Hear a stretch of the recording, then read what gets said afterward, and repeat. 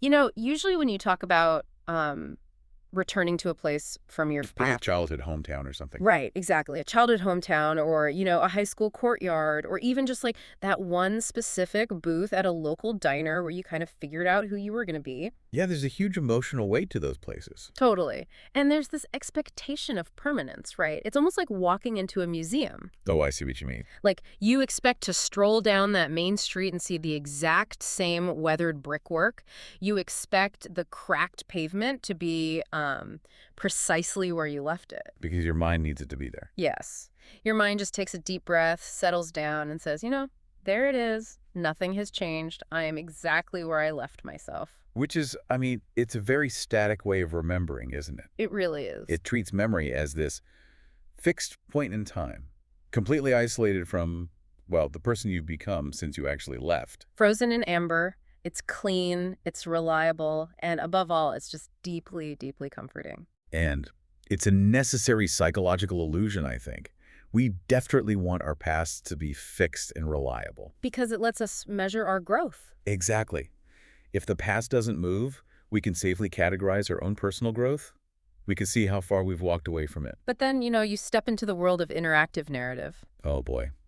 Here we go. Specifically, you step into stories that deal with the absolute agonizing messiness of growing up, the trauma of adolescence. And the terrifying weight of making decisions before you have any of the wisdom to actually understand the consequences. Right, and suddenly that pristine museum of memory is just completely on fire. You realize you're looking at this nostalgic landscape that is constantly shifting under your feet. The air smells like ozone. Yes, Mm. the foundations are murky. You try to go back to that diner booth and it doesn't fit you anymore. Yeah. Or worse, you realize it was never actually a safe place to begin with. It is the absolute definition of an emotional minefield. And honestly, it perfectly encapsulates the psychological territory we are heading into today. Exactly. Because today we are tackling a massive, highly debated, emotionally exhausting topic. I brought my armor. I am ready. You're gonna need it. We are looking at a franchise that has basically been the undisputed torchbearer for the modern narrative adventure genre. Today's deep dive is a full, comprehensive ranking of all 6 mainline games in the Life is Strange series. It's a huge undertaking. It really is. We're tracing the entire emotional arc from our absolute worst down in 6th place to the transcendent peak of 1st place.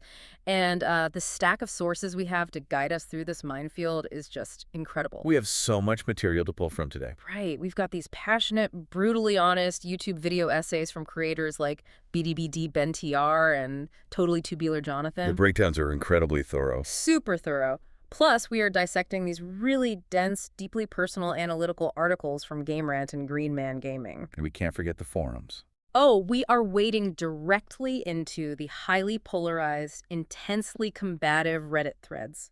The places where the fandom literally battles it out paragraph by paragraph over what gives these stories their soul. The discourse around these games is endlessly fascinating to me because it is so rarely about objective empirical quality. Nobody cares about the frame rate. Exactly. You don't see people arguing over rendering resolutions or like texture pop in. It is almost entirely a battle over emotional resonance. People don't just consume these games, they completely internalize them. They do. They use the thematic frameworks of these stories to process their own real-world grief, their own coming-of-age anxieties, and, their own fractured relationship. Which is why we really need to set some very strict ground rules right up front before we start tearing into these lists. Definitely. We need parameters. For this deep dive, we are focusing entirely on the vibes. Pure atmosphere. Right. We are looking at the atmosphere, the emotional pacing, the thematic depth, and the structural resonance of the storytelling. What we are not going to do today is get bogged down in the weeds of specific plot spoilers. No spoilers. We want people to actually play these if they haven't. Exactly. And we are not dissecting the unique gameplay mechanics. We aren't going to talk about supernatural UI inputs or puzzle logic. We're leaving all the technical mechanics at the door. This is a pure, entirely subjective, fiercely held analysis of how these stories feel to experience. We are looking for the emotional center of gravity in each of these titles. Which is incredibly fitting, really, because the fundamental identity of this franchise is exactly what is up for debate across all our sources today. It's all about the emotion. Yeah, when you strip away the mechanics and the literal plot twists, you are left with raw human emotion. and attempting to rank the validity of raw human emotion is inherently chaotic. And speaking of chaos, the big reveal for this deep dive is that you and I, we did not coordinate our lists beforehand. We specifically avoided talking about it. We brought our own distinct, deeply personal rankings to the table today. We spent hours agonizing over our respective spreadsheets, staring at the ceiling, trying to figure out our emotional priorities. And while we actually found some surprising common ground on a few placements, Very few. right, very few, but our top picks, the games we consider the absolute, undeniable peak of the mountain, could not be more drastically different. I am genuinely preparing myself to debate the very definition of what makes narrative art valuable by the end of this conversation. It's gonna get intense. Okay, let's unpack this. Before we pull the curtain back on our first picks, I want you, the listener, to pause for a second. Just take a beat. Yeah, as you follow along with us, I want you to think about your own ranking. What is the fundamental ingredient that makes a narrative experience truly stick to your ribs? Is it the cozy, warm atmosphere of an insular small town where everybody knows your name and the acoustic guitars are always perfectly tuned? Or is it the harsh, unforgiving reality of a grounded, consequence-driven narrative that actively challenges your worldview and, leaves you feeling a little bruised? Keep your own emotional compass in mind as we start digging.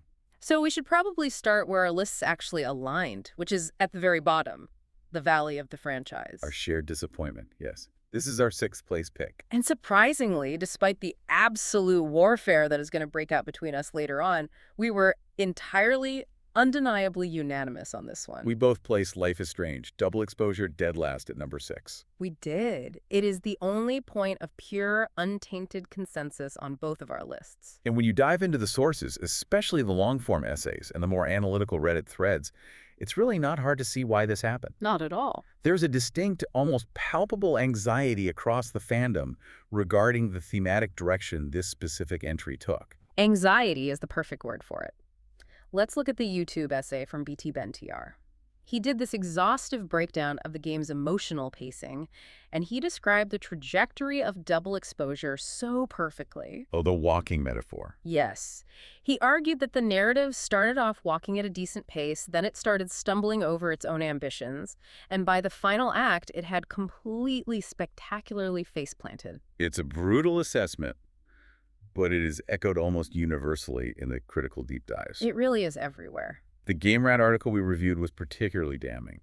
The author explicitly stated that playing this entry was the first time they ever felt genuine fear that the franchise had fundamentally forgotten its own identity. Let me try to contextualize what went wrong here using a metaphor, because it's not just that the story was bad, it's how it failed that hurts so much. Right, the specific flavor of the failure. Imagine you have this favorite, quiet indie coffee shop. It's a little rundown. The furniture is mismatched. The acoustic music is slightly too loud but charming. The barista knows the messy details of your recent breakup, and it is incredibly intimate. It is your sanctuary. Exactly. Now imagine you walk in one Tuesday, and suddenly a massive, obscenely expensive Hollywood blockbuster movie crew has taken over. Oh, no. There are green screens blocking the windows, stunt doubles crashing through the tables, explosions going off in the alley. Executives shouting through megaphones about sequel potential. Yes. The coffee shop is still technically there underneath all the scaffolding, but it has completely lost its intimacy. And worse, it's acting like this explosion-filled spectacle is what you always wanted. That is a phenomenal visualization of the thematic betrayal at play here.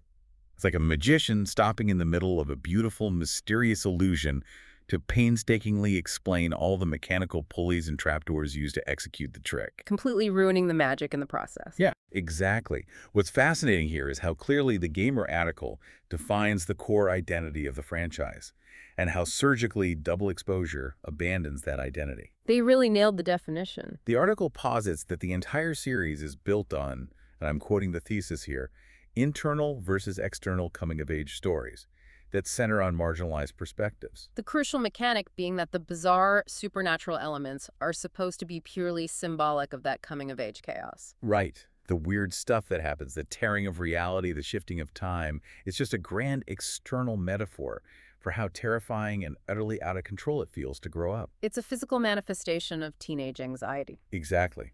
The supernatural is a framing device for the emotional truth.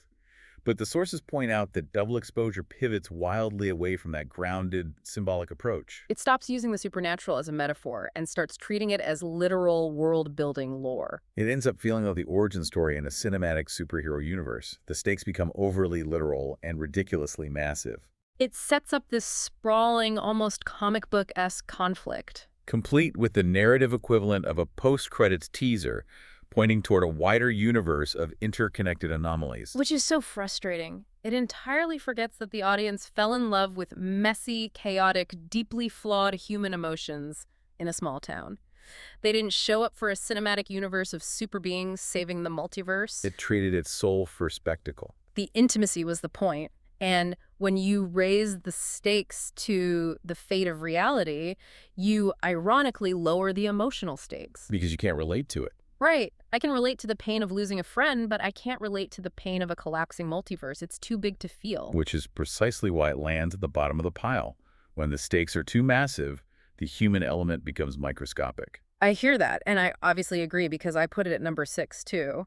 But I feel like I need to push back just a little bit, or at least play devil's advocate for the developers here. Fair enough. Go ahead. Shouldn't a franchise be allowed or even encouraged to evolve? I mean, if they just did the exact same small-town acoustic guitar melancholic mystery over and over again for a decade, wouldn't we be sitting here right now complaining that the series has become incredibly stale? People would definitely complain. Don't we want artists to take big swings and try to expand the scope of their canvas? Taking a big swing is commendable. In fact, we are going to talk about a game later on our lists that took a massive, unprecedented swing and succeeded brilliantly. True. But true narrative evolution requires building upon your foundational DNA, not discarding it entirely. When you abandon the emotional intimacy and the grounded metaphorical struggles that are the very reason your audience formed a parasocial relationship with your work in the first place, you aren't evolving the franchise. You're just making something else. You are essentially wearing its skin to tell a completely different, much more generic type of story. The problem isn't that double exposure tried to be different. The problem is that what it chose to become, a sprawling, lore-heavy cinematic universe setup, was far less interesting and far less emotionally resonant than what it originally was. It replaced emotional complexity with narrative complicatedness. And those are two very different things. Okay, that makes perfect sense. Complexity is depth. Complicatedness is just noise.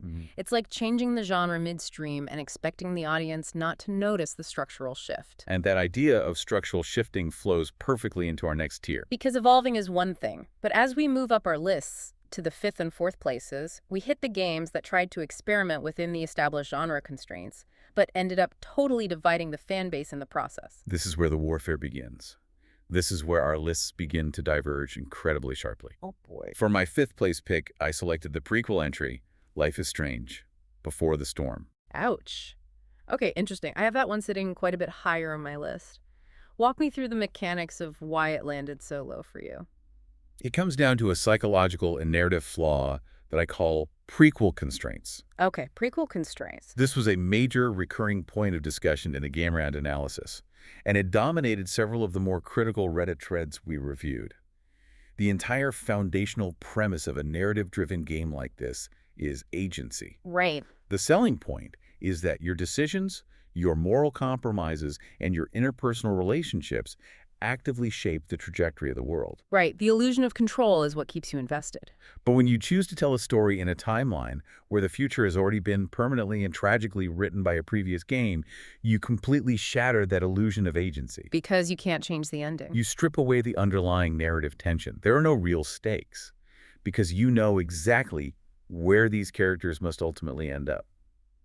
The destination is locked. The tragedy is preordained. Yeah, I see what you're saying. Which means, psychologically, your agency as a player feels incredibly hollow. You aren't shaping a life. You are just marching a character toward an inevitable cliff. I get that. It feels more like you were just methodically filling in a coloring book where the lines are already drawn rather than painting on a blank canvas. Precisely. You shift from being an active participant to a passive observer, which is fatal in an interactive medium. But beyond those mechanical constraints, there is a massive thematic issue here. Which was highlighted brilliantly by the YouTube critique from BT Ben TR, right? Yes. He argues that the central pivotal character in this prequel, the person whose disappearance in mythology drives the original game, worked infinitely better precisely because we never actually saw them in the original narrative. Oh, the mystique of the unseen, the power of the absent center. Exactly. Yeah. Think about the classic narrative trope of Laura Palmer in the television show Twin Peaks. Great comparison. For anyone unfamiliar, the entire premise of that show is built around the town's collective obsession with a beautiful, tragic, idealized teenage girl who's found dead in the pilot episode. The genius of that trope is that because she is gone, every single character you talk to has a completely different version of her in their head. She isn't a person anymore. She is a myth. She is a blank screen onto which the town projects its own desires, fears, and guilt. The mystery of who she really was is the entire gravitational pull of the story. Right. The second you define her, you limit her. Yes. So before the Storm decides to actually put that mythical character on screen, Yeah. to make them a normal, tangible, flawed teenager that you just awkwardly talk to in a parking lot, it completely strips away that mythological energy. It totally normalizes them. Now, the character is certainly compelling enough on their own merits within the prequel, but the overarching mystery that made them a legendary figure in the franchise is totally deflated. Because you know the answers. By showing us the literal events, it answers questions that were much, much better left to the dark corners of our imaginations. It demystifies the ghost. I see the logic of that critique. I really do. The mystery is almost always better than the answer, but I actually have a very different game in my number 5 spot. Let's hear it. And this is where we are going to start throwing punches because I strongly, vehemently disagree with your deep love for the second numbered game in the franchise, Life is Strange 2. I placed it right down here at number 5. I know you did. I saw your notes beforehand, and I have to admit, it breaks my heart a little bit. I know you have it sitting much, much higher on your list, and I promise I will let you mount your full defense of it later. But when I look at the critiques from the Green Man Gaming blog and the more critical YouTube sources, my personal feelings of alienation are completely validated. Alienation. Yes. The core structure of that game is a transient cross-country road trip. You were constantly on the run. You were endlessly moving from state to state, from a forest environment to a snowy cabin to a desert commune. Which gives it an incredible sweeping sense of scale. It breaks out of the claustrophobia of a single town. But that sweeping scale completely destroys the intimacy. And intimacy is the currency of this franchise. Let me explain how this transience absolutely killed the emotional resonance for me. I'm listening. Playing that game is like being at a really great, vibrant house party. You walk into the kitchen, you meet someone incredibly interesting, you strike up a fantastic, deep conversation, you are really starting to connect and understand their worldview. And then what? And then someone aggressively grabs your arm, yanks you away, and says, "We have to leave right now, the cops are here." You are forced out the door 5 minutes later, you hit the road, you go to a totally new town, and you never ever see that person again. But that's the tragedy of being on the run. The loss is the point. I understand that intellectually, but emotionally, it's exhausting. You never get enough time to truly invest in the rotating cast of characters before the narrative forces you back onto the highway. You don't think the core relationship is enough? It's not about that. It's about the world. The series built its entire reputation on forming parasocial relationships with side characters. Learning the diner waitress's struggles, understanding the school bully's home life. When you are just passing through, you can't build those bonds. It's a different kind of bond. But it entirely lacks the cohesive, comforting sense of place that defines the best, most resonant parts of this series. It trades deep roots for a sprawling map, and I think it suffers massively for it. I would argue that the transience and the inability to put down roots is the thematic point, and that the discomfort you are feeling is exactly what the developers wanted you to feel. Maybe, but I didn't like feeling it. Fair. But I will save my full defense of its brilliance for the top of my list. So if the grueling road trip is your number 5, what sits at your number 4 spot? My number 4 is your number 5. The prequel, Before the Storm. Defend the coloring book. I will. I completely understand your critique about the lack of ultimate narrative stakes and the demystification of the central ghost. I concede those points, but I appreciate the sheer, unadulterated, hyper-focused angst of it all. The angst is definitely there. One of the YouTube sources, BT BenTR, brutally referred to the dialogue in this game as the soggy cereal at the bottom of the bowl. He thought it was melodramatic and grating. It is very melodramatic. But I argue that the raw, messy, highly volatile dynamic of teenage rebellion in that game is incredibly captivating, precisely because it is so petty and melodramatic. You find the pettiness endearing. It's not just endearing, it's authentic. Mhm. The dialogue in this game has this incredible verbal chess quality to it. The entire game is basically about a protagonist who weaponizes her own argumentative nature. That's a good way to phrase it. It's not about saving the world from a supernatural storm. It's about figuring out how to win an argument with a stubborn bouncer at a club, or how to emotionally survive a deeply toxic conversation with a disappointing parent. The stakes are incredibly grounded. It's smaller, yes. The scale is reduced to a microscopic level. But when you are a teenager, a fight with your best friend feels like the end of the world. The emotional paper cuts in this game feel incredibly sharp and very real.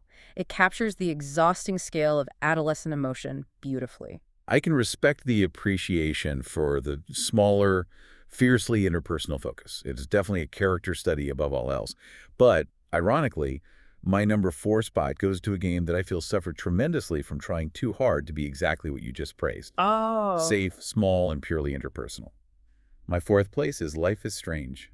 True Colors. Oh, wow. Okay, we are very, very far apart on that one, too. I adore that game. I know it has a massive fan base, but when you pull from the highly critical Reddit discussions, particularly a very detailed, highly upvoted thread analyzing its structural writing flaws. The detractors are very loud on that one. They are. And the consensus among its detractors is that True Colors plays things far, far too safely. It acts as an aggressive overcorrection to the harshness and the trauma of the games that came immediately before it. You think it was a deliberate pivot away from the darkness? Absolutely. It introduces this massive, idyllic, incredibly friendly cast almost all at once in the very first act of the game. And then it just sort of coasts. Coasts. The Reddit critiques accurately point out that it relies heavily on aesthetic fluff to maintain engagement. It gives you cute, highly polished animations, incredibly cozy coffee shops, warm golden hour lighting, and an indie pop soundtrack. Sounds like a great time to me. But it fundamentally lacks the dark, stress-inducing, ticking clock tension that propelled the earlier narratives forward. But doesn't a story have the right to just be nice?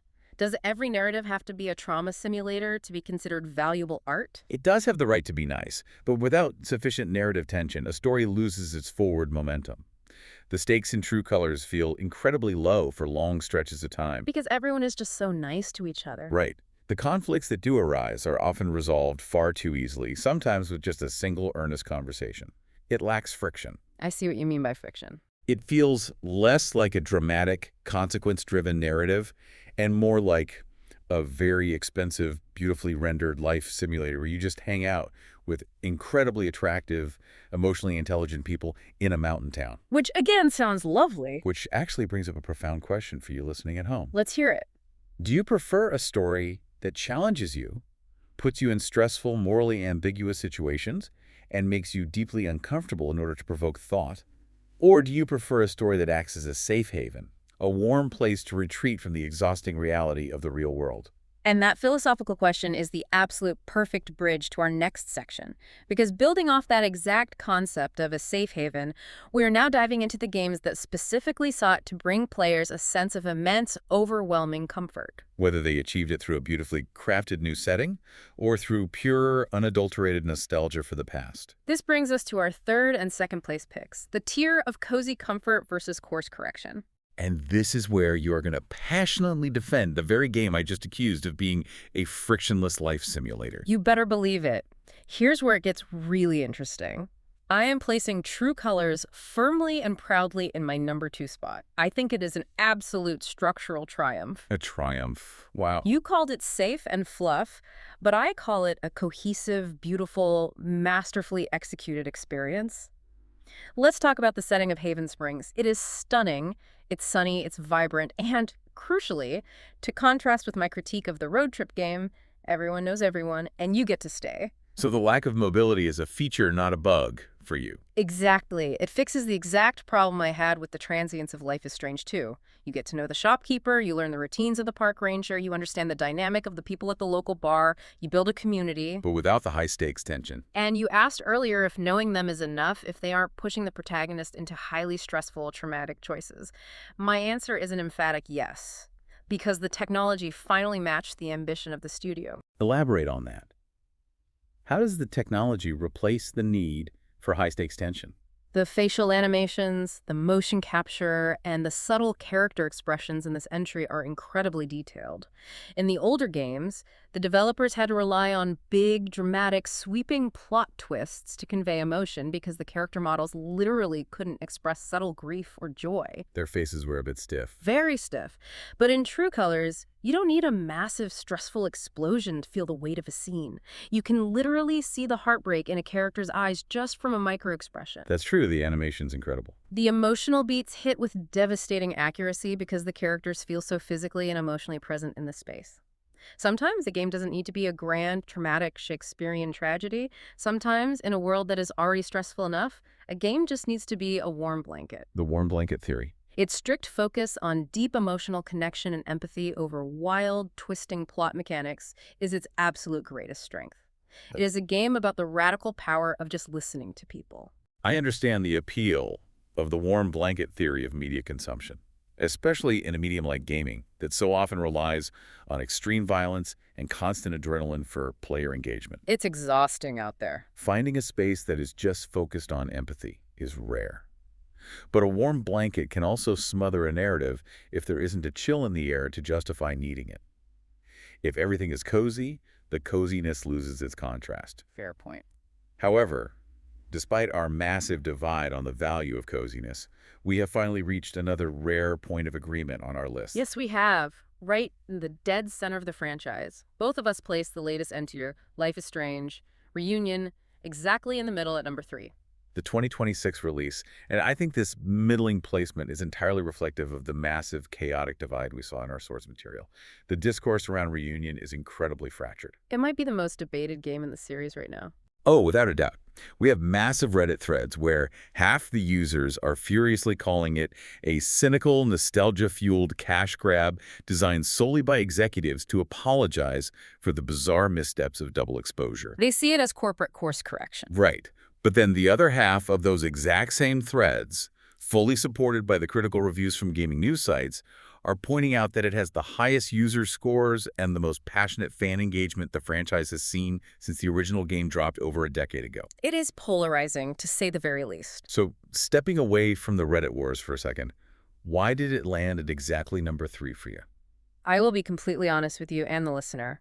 I was caught hook, line, and sinker by the nostalgia pull. You fell for it. I fully admit it. I am a mark for these characters. Seeing these beloved, iconic faces return and watching the writers actively, painstakingly work to fix the messy, cinematic, multiverse disaster of Double Exposure felt like a necessary, desperate hug for the fandom. A hug. It felt like corrective surgery for a timeline that had gone horribly off course. So its primary value to you is as an apology. Partially, yes. But it wasn't just the meta context that pulled me in. It was the grounded, emotional reality of the new setting. One of the authors in the Game Rant article talked about a deeply personal connection to the game's university setting. Oh, the piece about the natural disaster. Yes. They wrote this beautiful essay about how they had experienced a devastating natural disaster, an actual EF3 tornado, at their own university in real life. Which is terrifying. And they talked about how the themes of community rebuilding and shared trauma in Reunion perfectly mirrored their own agonizing process of moving forward after that event. That is incredibly powerful. That kind of resonance, where the fictional narrative acts as a scaffold to help us process our real-world traumas, is amazing. The game knew exactly what emotional buttons to push to simulate grief and recovery, and it pushed them flawlessly. If we connect this to the bigger picture of narrative design, though, we have to look very critically at how it pushed those buttons. Okay, lay it on me. I'll remain highly cautious about celebrating Reunion too loudly, which is why I couldn't put it in my top 2. Yes, it is undeniably effective in the moment. It elicits the tears, it gets the gasps, it provides the warm glow of seeing old friends. Right. But we have to acknowledge that it relies almost entirely on the heavy lifting done by the games that came before it. You think it didn't earn its own emotional climax? It is standing on the shoulders of giants. It borrows its emotional resonance from the foundational work done a decade ago. And honestly, it proves that the franchise is, at this point, somewhat trapped by the immense gravity of its own legacy. It's stuck in the past. It was fundamentally forced to look backward, to resurrect old ghosts and old locations in order to find any level of critical success today. It didn't forge a bold new path forward. It retreated to the safest, most familiar ground possible. You're saying it's a cover band playing the greatest hits to a crowd that just wants to remember high school. Exactly. It is an incredibly talented cover band, playing a song you absolutely love with perfect pitch. But it is a cover band nonetheless. Which is a bit concerning for the future. It raises a very terrifying question for the developers. Can a franchise survive long-term if its greatest, most celebrated successes are just beautifully rendered apologies for its recent failures? You can only play the hits so many times before the audience realizes you haven't written a new song in 10 years. Which is a heavy, slightly depressing thought, but it naturally leads us to the summit of the mountain. Because if Reunion is trapped by the inescapable legacy of the original game, what is it about the franchise's actual peaks that makes them so unforgettable? We have finally reached Section 4, the ultimate peak. The #1 spots. And as promised at the start of this deep dive, our picks for the absolute pinnacle of this franchise could not be more different. We are at opposite ends of the philosophical spectrum on what represents the true masterpiece of this storytelling format. I will go first and plant my flag. My #1 pick, which sits at a very respectable #2 spot on your list, is the one that started it all. The original Life is Strange. A classic. I crown the original because it is pure, unfiltered lightning in a bottle. Let me paint the picture of why this game's vibe is utterly unbeatable. Set the scene. You have this sleepy, decaying coastal town in the Pacific Northwest. You have the iconic lighthouse looming ominously over the bay. You have the golden hour light filtering through the dust motes in the school corridors. It's very cinematic. It possesses such a strong, undeniable, geographically specific sense of place. The environmental storytelling is undeniably a masterclass. It established a mood of melancholic nostalgia that an entire subgenre of indie games has been desperately trying to replicate for over a decade. But it's not just the impeccable indie folk vibes, it's the messy, jagged core of the narrative that makes it immortal. Central friendship. The central relationship between the two main characters is so uneven. It is full of profound guilt, deep resentment, years of unspoken silence, and incredibly flawed, selfish communication. They hurt each other constantly. Yes. They make terrible decisions. And that is exactly why it feels so intensely, heartbreakingly real. It doesn't romanticize their bond into some perfect, sanitized friendship. It presents it with all the jagged edges and toxic codependency intact. It's very raw. It captures a very specific, incredibly painful transition from adolescence to adulthood where you realize the people you love are profoundly broken. I absolutely agree that it is a foundational classic. I deeply respect its legacy, the atmosphere it built, and the emotional groundwork it laid, which is why it easily earned my #2 spot. But there's a but coming. However, if we're being objective, upon replay in the modern era, the cracks in the foundation are highly visible. The dialogue, particularly the attempts at writing authentic teenage slang, can be incredibly cringy and rough around the edges. Oh, the slang. It has a certain endearing B-movie charm, yes, but it lacks the structural and narrative maturity that the franchise would develop in later iterations. Oh, I will fiercely defend the cringe. I'll accept that the dialogue is awkward because it feels incredibly authentic to how painfully awkward being a teenager actually is. You're defending the awkwardness as a stylistic choice. Exactly. Yeah. Teenagers don't speak in Aaron Sorkin monologues. They speak in clumsy, emotionally volatile slang. But all right, I've said my piece. Let's hear your grand defense. All right. Because your #1 pick, your ultimate masterpiece, is the exact game I put way down at #5. You are crowning the highly divisive, transient, cross-country sequel, Life is Strange 2, as the true peak of the mountain. Defend your masterpiece. I will gladly defend it, and I will draw heavily on the brilliant deep dives from the Reddit sources and that excellent nuanced game rant analysis to do so. Okay, let's hear it. This game is the true masterpiece of the franchise because it had the immense courage to completely abandon the safety net. It definitely did that. It refused to play the hits. It traded the cozy, manageable Agatha Christie-style mystery of a small town for the vast, unforgiving, geographically overwhelming expanse of an entire country. It's a massive shift. It didn't just deal with interpersonal, insular teenage drama. It tackled incredibly heavy, massive, real-world societal themes. It looked systemic injustice, poverty, and prejudice directly in the eye without blinking. It is definitively the most ambitious game on the list in terms of sheer thematic scope. I will give you that. It tried to capture the entirety of the American underbelly. But it's not just the themes that make it brilliant. It is how the internal narrative mechanics seamlessly support those themes. This game handles the concept of choice and consequence better than any other entry in the entire series. Better than the first one. And frankly, better than most games in the genre. Think about it. In the original game, the emotional climax hinges on a single binary A or B decision at the very end of the story. Right. Press the left trigger for tragedy, press the right trigger for a different tragedy. Exactly. But in this sequel, the ending is a cumulative, inescapable reflection of every single micro-interaction you've had over the course of 20 hours. Because of the younger brother. Right. You are responsible for guiding a younger, highly impressionable companion across the country. The game tracks your morality quietly in the background.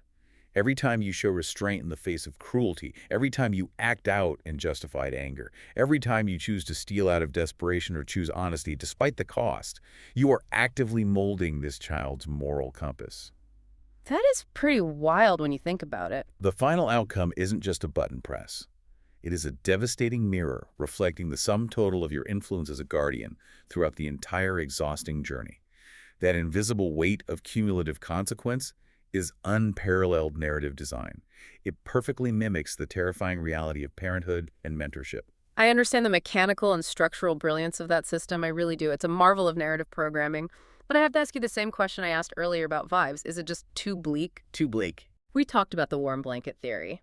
If people are coming to these games to escape into a cozy, indie rock, melancholic vibe, doesn't the grueling, relentless nature of this cross-country survival trip feel less like entertainment and more like an exhausting punishment? You felt punished by it. I mean, you are constantly struggling for food, for shelter, for safety. It is a relentless gauntlet of misery. This raises an important question, and honestly, perhaps the most important philosophical question of our entire deep dive today. Should art just comfort us? That's the million-dollar question. Is the primary purpose of a narrative solely to provide a safe haven from a difficult world?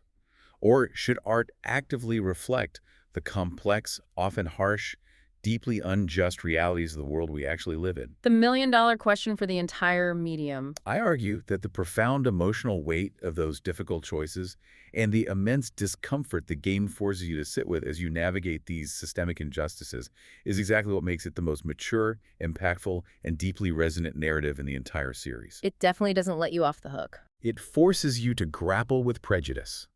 It asks you point blank what kind of person you are when the world strips away all your comforts, all your money, and all your safety nets. And crucially, and I think the sources highlight this beautifully, it utilizes these heavy societal themes purely as narrative pressure cookers to test the bond between these two brothers. Oh, that's an important distinction to make for our listeners. We are looking at this purely from a narrative perspective, completely impartial to the specific political issues themselves. The genius is in how the game uses those themes to drive the story. Exactly. It doesn't feel like a political soapbox. It feels like a genuine, terrifying survival story that happens to be set in a deeply flawed world. And that unwavering commitment to holding a mirror up to reality is why it is the absolute peak of the franchise. Wow. Okay. That is a hell of a defense. I might not want to replay it on a rainy Sunday when I'm feeling sad, but I cannot deny the artistic weight of what you just laid out. So what does this all mean? We've covered a lot of ground today. We really have. We've looked at the data, the passionate YouTube reviews, the highly combative Reddit threads, and we've laid bare our own deeply held emotional biases. If there is one overarching takeaway from this entire exhausting exercise, it is that this franchise is a true, undeniable roller coaster of peaks and valleys. And your personal ranking is entirely dependent on what psychological need you are trying to fulfill as a player. Exactly. If you value the cozy nostalgia of a small town, the warmth of a close-knit community, and the focused intimacy of an interpersonal mystery, your list is going to look exactly like mine. But if you value harsh, consequence-driven realities, sweeping narrative ambition, and a reflection of the difficult, unforgiving open road, your list is going to look exactly like yours. Both are valid because both represent different facets of the human experience. It is a perfect interactive mirror for the audience. And speaking of reflecting the audience, I want to leave the listener with a final, slightly provocative thought to mull over as we close this out. Hit us with it. We talked a lot today about the intense power of returning to the past and the comfort of the warm blanket. If nostalgia is so incredibly powerful that it can make us easily forgive a game's glaring structural flaws like we saw with Reunion, or if it's so powerful that it makes us violently reject a bold new direction simply because it challenges our comfort zone. Like double exposure. Right. Are we truly judging the story that is actually in front of us? Or, when we furiously debate and rank these games, Mhm. are we just desperately chasing the ghost of who we were when we first played them? Oh man, the Sin of Ozone is back. That museum of memory is definitely burning to the ground now. We are all just constantly trying to walk back down that same main street, looking for a version of ourselves that might not even exist anymore. What an incredibly haunting place to leave it. Thank you for joining us on this deep dive. Keep questioning the stories you love, keep examining why you love them, and we'll see you next time.